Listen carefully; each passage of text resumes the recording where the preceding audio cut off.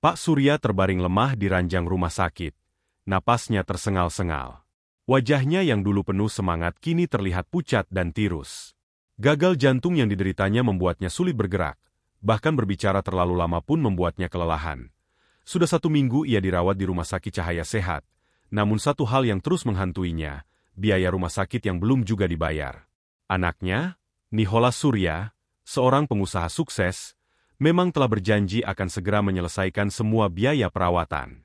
Namun, karena kesibukannya, Nicholas belum juga datang. Pak Surya memandangi ponselnya yang tergeletak di atas meja samping tempat tidur.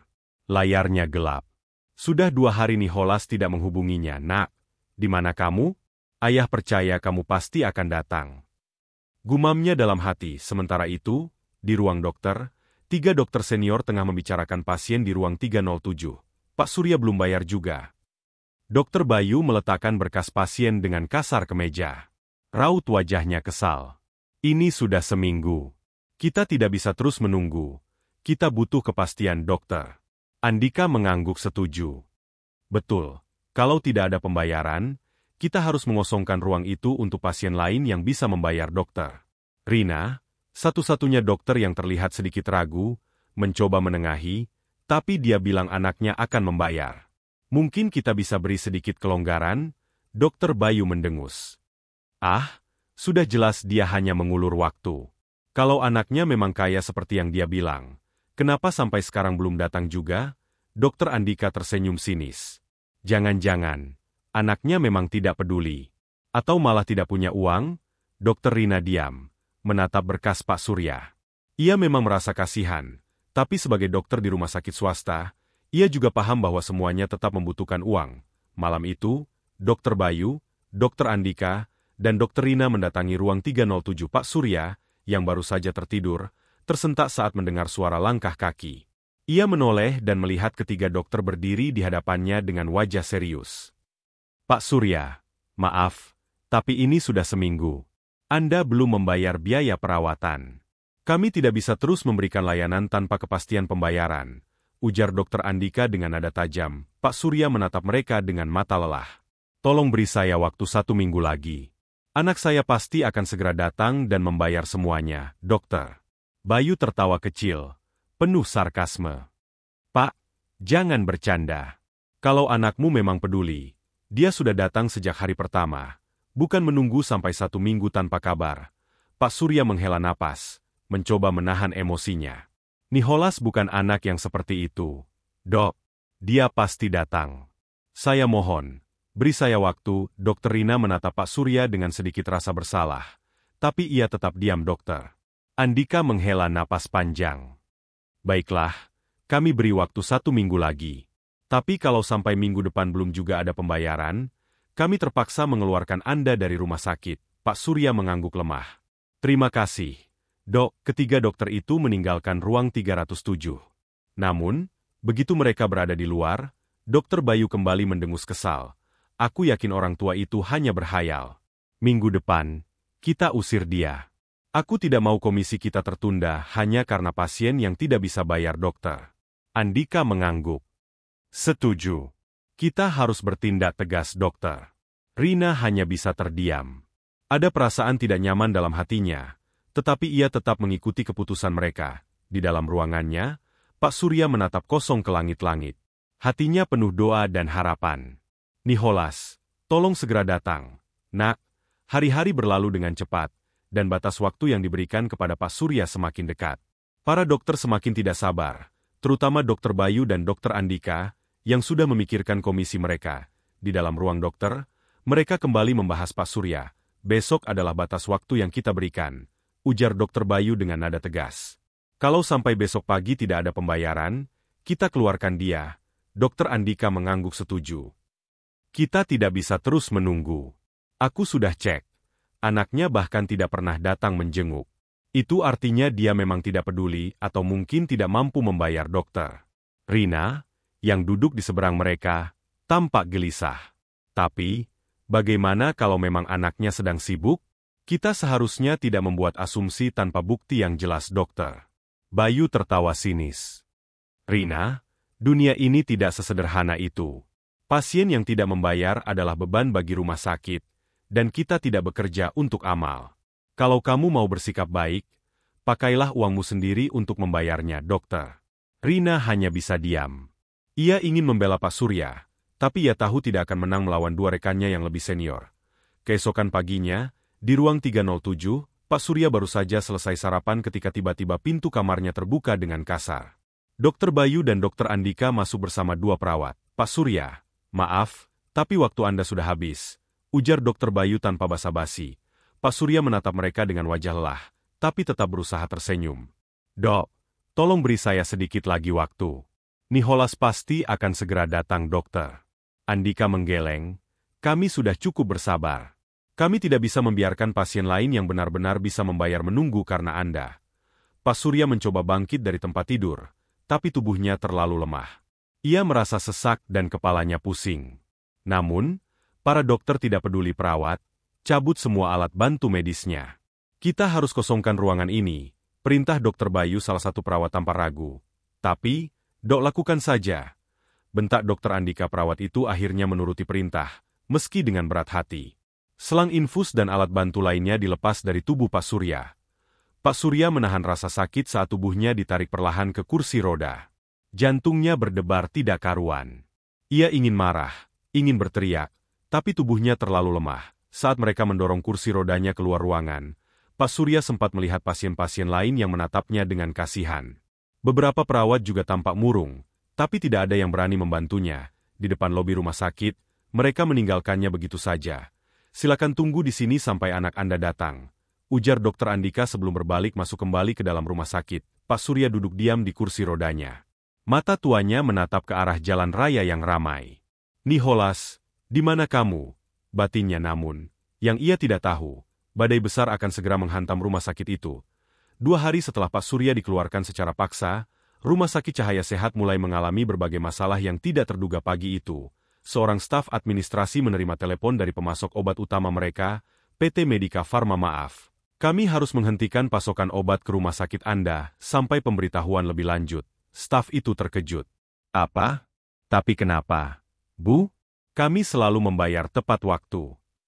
Wanita di ujung telepon hanya berkata singkat.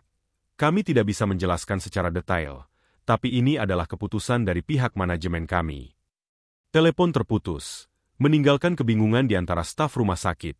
Tidak sampai di situ, beberapa jam kemudian, bagian keuangan rumah sakit menerima email dari salah satu investor terbesar mereka yang menyatakan bahwa mereka menarik semua pendanaan tanpa alasan yang jelas.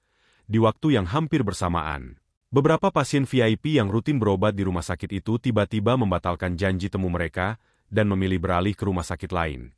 Rangkaian kejadian ini menimbulkan kepanikan di antara para staf dan dokter. Tidak ada yang tahu apa yang sebenarnya terjadi, tapi dampaknya mulai terasa. Malam harinya, CEO Rumah Sakit Cahaya Sehat, Bapak Adrian, mengadakan rapat darurat dengan seluruh dokter dan staf senior. Di ruang rapat yang megah, suasana terasa mencekam. Semua orang tampak tegang, terutama Dokter Bayu dan Dokter Andika, yang merasa ada sesuatu yang tidak beres. CEO Adrian menatap tajam ke arah semua yang hadir. Siapa yang bisa menjelaskan apa yang sedang terjadi? Suaranya menggema di ruangan. Seorang manajer keuangan berdiri dengan wajah pucat. Pak, kami baru saja kehilangan salah satu investor terbesar kami, dan pemasok obat utama kita juga memutuskan kontrak tanpa alasan yang jelas. CEO Adrian mengetuk-ngetukkan jarinya ke meja dengan geram. Dan apa ada yang bisa memberitahu saya kenapa para pasien VIP kita tiba-tiba membatalkan janji temu mereka? Suasana semakin hening. Semua orang saling menatap, mencoba mencari jawaban lalu, seorang staf senior akhirnya angkat bicara dengan suara hati-hati. Pak, ini mungkin ada hubungannya dengan pasien yang dikeluarkan dari ruang 307. Mata CEO Adrian menyipit. Ruang 307? Siapa pasiennya? Pak Surya, seorang pria tua yang dirawat karena gagal jantung. Tapi dia dikeluarkan secara paksa oleh dokter karena belum membayar. CEO Adrian menghela napas panjang. Siapa yang bertanggung jawab atas ini? Dokter Bayu dan Dokter Andika saling pandang dengan gelisah. Staf itu melanjutkan dengan nada lebih hati-hati, ada satu hal lagi yang baru kami ketahui. Pak Surya adalah ayah dari Nicholas Surya, seorang pengusaha sukses dan salah satu orang paling berpengaruh di kota ini.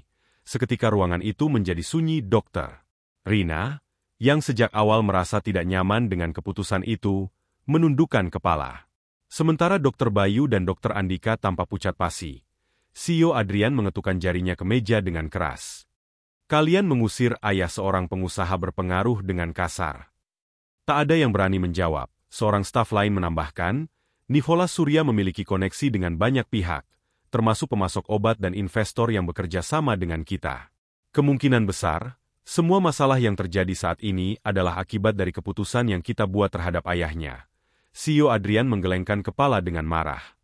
Kalian sadar tidak apa yang baru saja kalian lakukan? Kalian bukan hanya menghancurkan reputasi rumah sakit ini, tapi juga membahayakan kelangsungan operasional kita. Ia mengalihkan pandangannya ke Dr. Bayu dan Dr. Andika. Kalian berdua yang mengusirnya, bukan? Dr. Andika mencoba membela diri. Pak, kami hanya menjalankan kebijakan rumah sakit. Kami tidak tahu kalau dia punya anak kaya. CEO Adrian semakin geram. Jadi kalau dia tidak kaya, kalian merasa sah-sah saja memperlakukannya seperti itu? Ini bukan hanya tentang uang, tapi juga tentang etika dan kemanusiaan. Suasana ruang rapat semakin tegang. Semua mata tertuju pada dua dokter yang kini tak bisa berkutik. Setelah beberapa saat terdiam, CEO Adrian akhirnya berbicara dengan nada tegas. Mulai hari ini, Dr. Bayu dan Dr. Andika saya pecat. Saya tidak akan membiarkan dokter yang tidak memiliki empati dan moral tetap bekerja di rumah sakit ini, dokter. Bayu dan Dr. Andika terkejut. Pak, tolong beri kami kesempatan. Kami tidak bermaksud membuat rumah sakit dalam masalah. CEO Adrian menggeleng. Kalian sudah cukup membuat kekacauan. Rumah sakit ini bukan hanya tempat bisnis. Ini tempat di mana kita menyelamatkan nyawa manusia. Jika kalian tidak mengerti itu, maka kalian tidak pantas bekerja di sini. Tanpa pilihan lain, kedua dokter itu akhirnya keluar dari ruangan dengan wajah penuh penyesalan. Di dalam hati, Dr. Rina merasa sedikit lega. Setidaknya, keadilan akhirnya ditegakkan. Namun, ia juga belajar satu hal. Jika ia ingin tetap menjadi dokter yang baik, ia tidak boleh lagi hanya dia melihat ketidakadilan terjadi. CEO Adrian kemudian menatap seluruh staf yang tersisa. Mulai sekarang, kita akan membangun kembali nama baik rumah sakit ini. Kita harus memastikan kejadian seperti ini tidak akan pernah terulang lagi. Semua orang mengangguk. Mereka tahu bahwa rumah sakit ini harus berubah, bukan hanya demi bisnis, tapi demi para pasien yang mempercayakan hidup mereka di tempat ini. Beberapa bulan kemudian, Rumah Sakit Cahaya Sehat berubah menjadi rumah sakit yang lebih baik dan lebih manusiawi. Banyak pasien yang dulunya menghindari rumah sakit itu kini kembali, karena mendengar bahwa rumah sakit telah berbenah. Bahkan, beberapa pasien VIP yang sempat pergi mulai kembali mempercayakan perawatan mereka di sana. Di tengah perubahan itu, Dr. Rina, yang dulu hanya diam dan takut melawan, kini belajar untuk bersuara.